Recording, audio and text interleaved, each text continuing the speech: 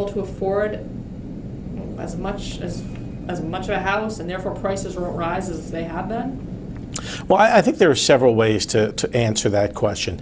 The first and easiest is the backup in mortgage interest rates that's already taken place, because mortgage spreads have widened out substantially, is already having an effect. We already see it in the weekly refinancing numbers and in the applications for new mortgages numbers, so we know it's having an effect. I think it is one of those things that is going to have to taper the optimism about how high prices will go.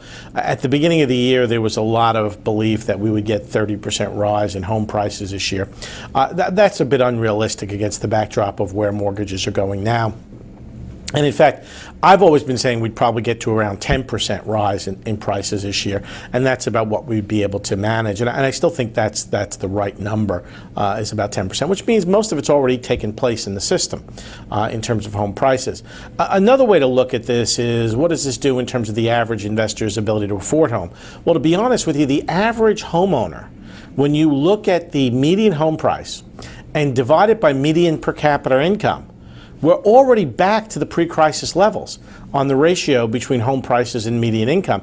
And the reason for that basically is income growth hasn't been strong.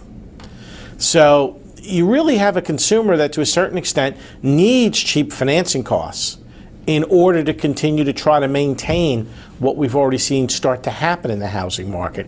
And the backup in interest rates is just not going to be healthy for that market.